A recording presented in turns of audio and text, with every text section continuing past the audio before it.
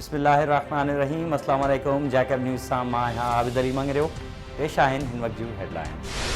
पटीदन वेझो ॻोठाणे जे घर खे बाह, 12 वरनि जी नींगरी सड़ी फौत। ॻोठ गुलाम रसूल आराई में रहमतुल्लाह शर जे घर खे ओचितो बाह लॻी वई, जंहिं सबबि 12 वरनि जी नींगरी सलमा शर सड़ी फौत थी वई, जॾहिं त 5 बकरियूं बि सड़ी कोयलो थी वयूं। वाक़िए बाद इलाइक़े में सोग वारो माहौल पखिड़िजी वियो।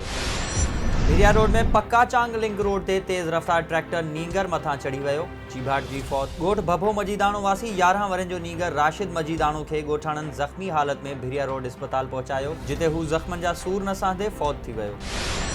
धारो में दाबे जी क़ौमी शाहराह ते सूसकी जो मोटरसाइकिल खे टक्कर, 1 ॼणो फौत, 7 ज़ख़्मी। सूसकी जे टक्कर जे नतीजे में धाबे जी वासी रक़म गुल पठाण फौत थी वियो, जॾहिं त बघाड़ मोरी वासी 7 ॼणा ज़ख़्मी थी पिया, जिन खे रूरल हेल्थ सेंटर घारो मुंतक़िल कयो वियो। खैबर में जिद्दोजहद एक्शन कमेटी पारां वधंदड़ बदअमनी ख़िलाफ़ एहतजाज। ज़िले में अमन अमान जी ख़राब सूरत हाल, बेलन ते कब्ज़नि, इस्पतालनि जी सहूलतनि जी अणहूंद ऐं ॿियनि अहम मसइलनि ख़िलाफ़ खैबर में जिद्दोजहद कमेटी जे कन्वीनियर सलीम सिंधी, याम शौकत अबड़ो, रहमतुल्लाह तुर्क, शम्स ख़ास खैली ऐं ॿियनि जी अॻवानी में अलामती बुख हड़ताल कई वई।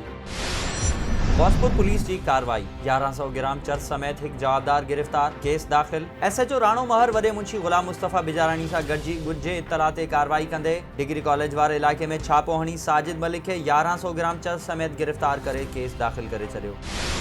कंदगोट पुलिस जो फहाशी जे अड्डे ते छापो, 3 औरतुनि समेत 7 ॼणा गिरफ्तार। SHO सेक्शन गांवर खान महर ॻुझे इत्तला ते ग़रीबाबाद पाड़े में फहाशी जे अड्डे ते छापो हणी इमदाद अली गोलो, अल्लाह ॾिनो गोलो, सुलेमान मीरानी, सिकंदर गोलो, मुस्मात बशीरा ख़ातून, मुस्मात किरण ख़ातून ऐं मुस्मात साइमा ख़ातून खे गिरफ्तार करे संदन ख़िलाफ़ केस दाखिल करे छॾियो। पंद्रियों वेझो हारिन जे घरनि खे बाह, 4 घर सड़ी रख। ॻोठ इब्राहिम चांडियो में हारिन डूंगरो कोहली, प्रेमचंद डोडो कोहली जे घरनि खे बाह लॻी वई, जंहिं सबबि संदन घर में रखियल समूरो सामान सड़ी रख थी वियो। इत्तला मिलण बावजूद फायर ब्रिगेड अमलो न पहुतो। मुतासिर हारिन पारां सरहदी वारनि खां मदद जी अपील।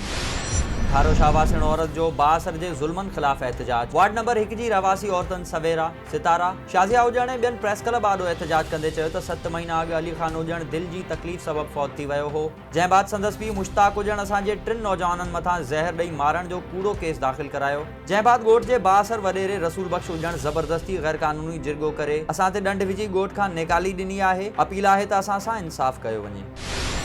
नेशनल पार्टी जाफराबाद जे सदर मीर मोहम्मद नईम ख़ान खोसो चयो आहे त हुकूमत नाकाम थी चुकी आहे। करोड़नि नौकरियूं, लखें घर ऐं बेरोज़गारनि खे रोज़गार ॾियण वारा वादा केॾांहुं विया। हुकूमत पंहिंजे कयल वाइदनि जे उबतड़ कम कया आहिनि। डेरा लायार में तरक़ियाती कम सिर्फ़ कागज़ी कार्रवाई ताईं महदूद आहिनि। अहिड़े ख़्यालनि जो इज़हार हुन सहाफ़ियुनि सां ॻाल्हि ॿोल कंदे कयो। सुल्तानकोट भरिसां नौजवान पारां मामूली ॻाल्हि तां ज़हर पी ख़ुदकुशी करण जी कोशिश, बेहोशी वारी हालत में शिकारपुर इस्पताल मुंतक़िल। ॻोठ अब्दुल जवाद सूमरो वासी 17 वरनि जे नौजवान अब्दुल वहीद सूमरो माउ सां मामूली ॻाल्हि ते कावड़ ॾियण बाद घर में रखियल ज़रई दवा पी छॾी, जंहिंखे बेहोशी वारी हालत में शिकारपुर इस्पताल मुंतक़िल कयो वियो। ऐं वापडा खे इम्कानी तौर खांगाइण ख़िलाफ़ वापडा मुलाज़िम जा सिंध बलूचिस्तान में एहतजाज। जैकबाबाद में वापडा हाइड्रो इलेक्ट्रिक यूनियन पारां वापडा खे इम्कानी तौर खांगाइण ख़िलाफ़ सेप्को ऑफिस खां बाबू हनीफ लाशारी, मोहम्मद अली शेख, ख़ालिद बिरोही, न्याज़ अबड़ो, सरफराज सूमरो ऐं ॿियनि जी अॻवानी में वफ़ाक़ी सरकार ख़िलाफ़ प्रेस क्लब ताईं हिकु एहतजाजी जुलूस कढी सख़्त नारेबाज़ी कई वई। मटियारी में वापडा खे इम्कानी तौर खांगाइण ख़िलाफ़ वापडा मुलाज़िमनि हाइड्रो लेबर यूनियन जे चेयरमैन फयाज़ हुसैन मेमण, मौला बख्श ख़ास खैली, शाहबुद्दीन ख़ास खैली ऐं आसिफ उमरानी जी अॻवानी में मटियारी प्रेस क्लब अॻियां एहतजाजी मुज़ाहिरो कयो। जाफराबाद में ऑल पाकिस्तान वापडा हाइड्रो यूनियन ऐं इलेक्ट्रिक वर्क्स यूनियन ऑपरेशन पारां वापडा जे खानगाइण वारे अमल ऐं वधंदड़ महांगाई ख़िलाफ़ divisional chairman Ghulam Yasin Khoso, divisional general secretary Irshad Umrani ऐं ॿियनि जी अॻवानी में वापडा ऑफिस खां रैली कढी क़ौमी शाहराह ते धरणो हणी रोड ब्लॉक कयो वियो। शिकारपुर में ऑल पाकिस्तान वापडा हाइड्रो इलेक्ट्रिक यूनियन तरफ़ां आगा शोएब पठान जी अॻवानी में ऑफिस जी तालाबंदी करे पावर हाउस खां एहतजाजी रैली कढी वई ऐं शहीद कयूम मंगी चौक ते धरणो हयो वियो। इन मौक़े ते डिवीज़नल चेयरमैन आगा ख़याम, अफसरुल्लाह ख़ान, इमरान अली शाह, हाफ़िज़ जावेद जकरो ऐं ॿियनि ख़िताब कयो। टिगड़ी में वापडा हाइड्रो इलेक्ट्रिक लेबर यूनियन पारां डिवीज़नल चेयरमैन अमीर हसन काइम खानी जी अॻवानी में वापडा जी इम्कानी निजकारी ख़िलाफ़ एहतजाजी मुज़ाहिरो कयो वियो। अॻवाननि चयो त वापडा जी निजकारी अवाम जे मुआशी क़तल बराबरि आहे। ख़ैरपुर नाथन शाह में वापडा मुलाज़िमिन chairman Ilahi Bakhsh Chandio, vice chairman Zafar Ali Sario, general secretary Zaheer Ahmed Gadehi ऐं जॉइंट सेक्रेटरी फिदा हुसैन जोनेजो जी अॻवानी में वापडा ऑफिस आॾो एहतजाजी मुज़ाहिरो करे एहतजाज रिकॉर्ड करायो। हिन वक्त ताईं जूं हेडलाइंस, वधीक ख़बरुनि ऐं अपडेट्स लाइ विज़िट कयो असांजी वेबसाइट www.jacobnewsht.com ऐं फेसबुक ते फॉलो कयो।